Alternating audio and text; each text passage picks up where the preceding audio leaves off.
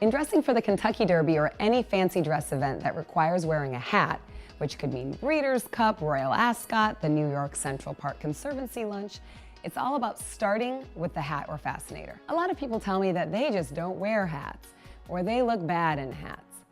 Well, this is simply not true. That's like saying, I look bad in jewelry, or I just can't wear t-shirts. It just might be that you haven't found the right jewelry or t-shirts. I'm here to help. First, let's talk about hair color, which I personally think has a lot more to do with choosing a hat than head shape. I feel as though a white, yellow, or very light colored hat doesn't do a lot for a platinum blonde or whatever you consider my hair color to be. It will wash out your entire look. When I had darker blonde hair, I wore hats of all colors.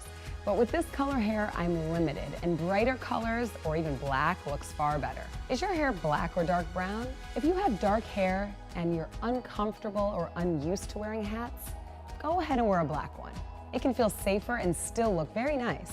It can almost look like an extension of your own hair, but done up in an elaborate style. However, if you are open to wearing color, I'd really suggest wearing a non-black hat. It's going to stand out much better and be much more exciting. Dark hair is a magnificent canvas for hats of all colors. If you have dark blonde or light brown hair, the world is really your oyster as far as hats and fascinators are concerned. All hats will stand out equally well on you. The next thing you need to consider in choosing your hat for the Kentucky Derby is whether or not you have bangs. When worn properly, these modern hats and fascinators will touch the forehead directly. There should not be any hair between the forehead and the hat. This is a change from all those old-fashioned floppy hats you used to see a lot of. With an old-fashioned floppy derby hat, you can really have any hairdo you want and just plop it on. But more fashionable hat dressing is all-encompassing, and your hairdo is very integral to the entire look. Your hairdo is a complement to the headpiece. Without bangs, any hat within reason will work. I'm not worried about those of us without bangs. But if you do have bangs, we need to have a conversation.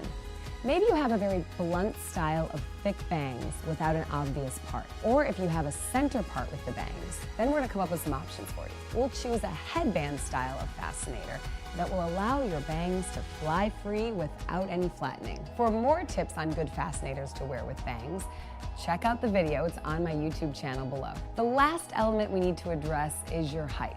How tall are you? And are you proud of your height, or do you hate towering over everyone? Are you on the shorter side and wish you were taller?